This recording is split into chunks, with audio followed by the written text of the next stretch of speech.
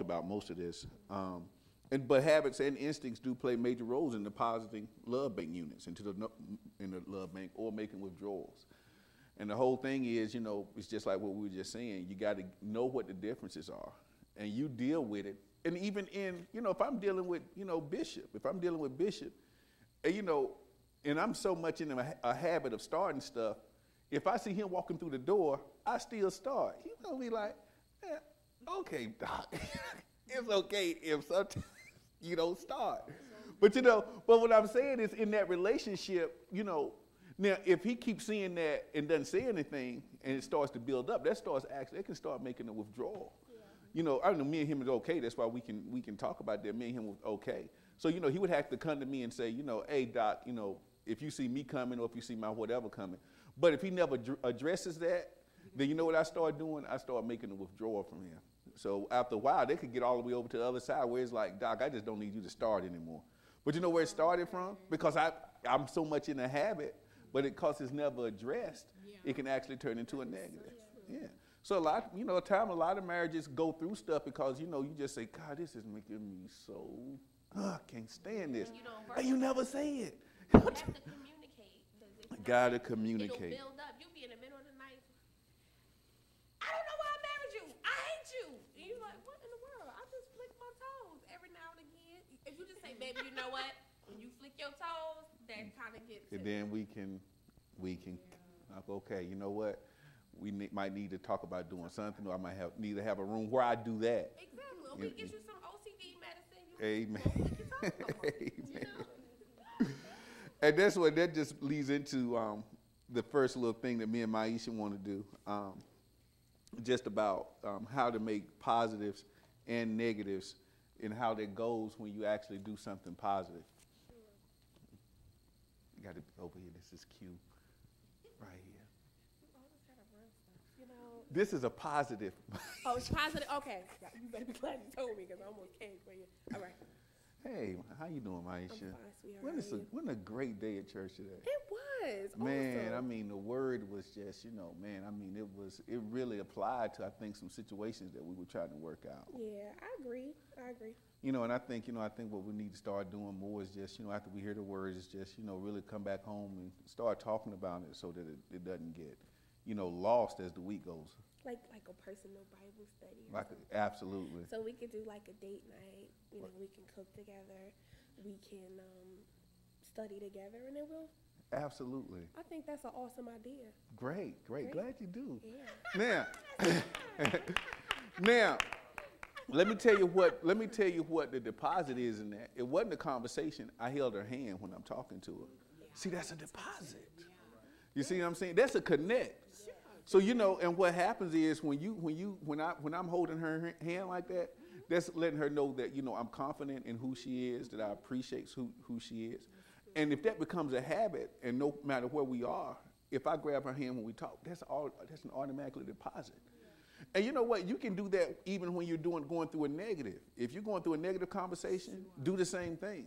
Because sometimes it's kind of hard if I'm holding your hand and I'm still fussing. You're like, God. Something just ain't right. Because then you start squeezing the hand like, But yeah, so that was, that's the positive. Okay, and then man. I want to add, I'm sorry. Okay, go ahead. Sweetie, can I add something? Absolutely. Then I also wanted to add, I think I learned this from Bishop, that women are emotional, men are visual. So when you held my hand, it was like, okay, that's my boo.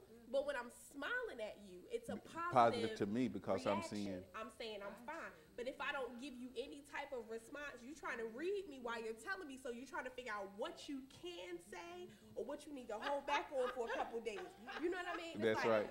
I don't want to tell her I hate her car. I just want to tell her I love her, I'm going to buy another one. You know what I mean? Right, like, exactly. Exactly. So. Yeah.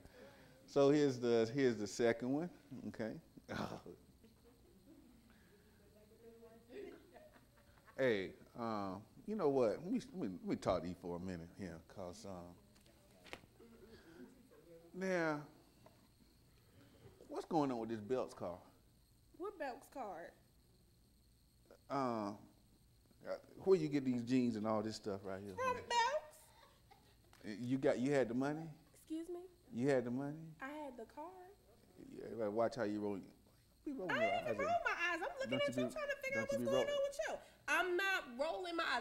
Why do we always have a problem? Hey. When I buy you stuff, you Listen. don't have a problem with it. Listen. But soon as I I'ma just tell go you get me a something. shirt, Listen a pair here. of pants, a jacket, Listen. a DVD player, and a blue, you know. Hey, I'm Oh, gonna tell you one I mean, thing. huh? I'm gonna tell you something. You got about one more time. Wait, I have to I explain get this it, to listen. you continually. You are Will- my husband. You are not my father. You're not gonna be What- talking to me what- any old kind of way. Yeah, listen.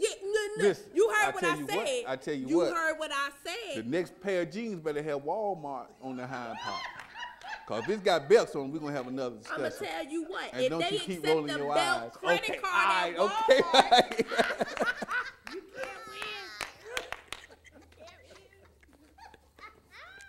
win. Man, that's I know you right. I love you too. But that's what. But see now, what in that thing, what was bothering me more, because she said it before we talked, is she's rolling her eyes. So that was like, why you got to roll your eyes at me? So what that's doing is this. So it's not even the words that are being said. Every time she does that, God is making a withdrawal. It's making a withdrawal. It's making a withdrawal. So both of those things, you can see that even though we weren't really thinking about them, it was actually having an impact on how we interact with people. So, just like, that's why, man, in church, I'm always, normally I'm trying to hug people and make connections with people because, it's a deposit. Now, a lot of times with women, I really got to know you because then that just gets, gets a little bit more sticky. But, but normally, yeah. Oh, you just got to know who you hug. Yeah. But yeah, with the brothers, because, this is because, one thing that has traditionally been taught wrong in the church is that men are emotionless. That they don't really need to say, no, men need that from, because women, y'all always embrace. Yeah. But really, they didn't teach brothers that. He's like, man, you better get away from me, man. You know what I'm saying? So we shake hands, but sometimes that embrace, that's why most time when a brother sees me, the first thing I'm gonna do is embrace him. Sure. Because that's actually a deposit. Sometimes the brother don't even know it, but that's a deposit because he might not have been embraced, especially a single brother. Like when I see Mike and Fred and them, I pick them up and hug them or whatever.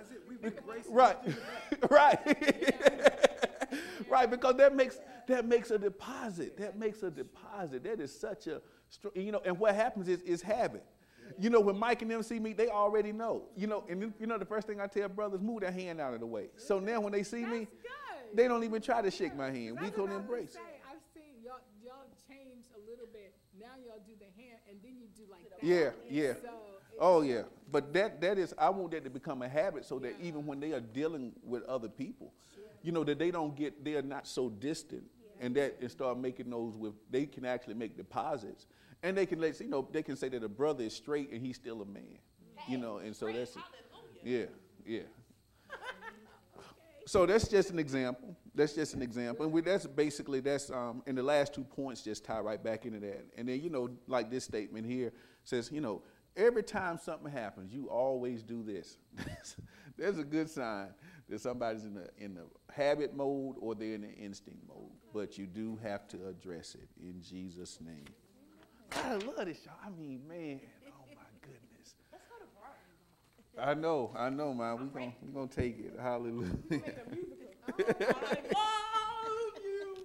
Submit. I connected though. I connected. You sure that you touched me? That's how you connect.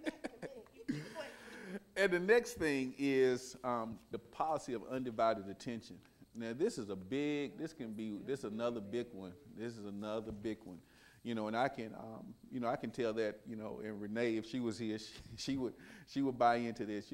This is the one thing early that really made some major withdrawals just on my part. Because what would happen is, listen, y'all, I'm telling you, I can only say this. Well, I don't know if I'm gonna put this up. I'll edit it out if I have to. But what happened was, Renee saw a double-faced person. Because what would happen is when she would see me out, I was just so into people. I walk into church and I'm like, whatever, oh man, brother, sis, it's so good to see you. And I get home and I would just shut down. Because what happens is part of my habit and a little bit of my instinct as an only child is when I got home, I would go to my room, and my mom had my TV, my stereo, my bed, and everything. So when I got in the house, I shut down. Well, it's kind of hard being married and walk into the house and shut down. And she was like, okay, Russ, I would be okay with that if you were the same both places. Don't let me, because then what happens is, she got on a nice dress and we get in the car, we drive all the way to church and we walk in the door. I don't say nothing about the dress, I'm just driving. But time Sally comes in with a black dress, I'm like, Sally, oh my God. Whoa, girl, that black dress, that is a nice dress on you. Renee is like, if I could have picked up a chair.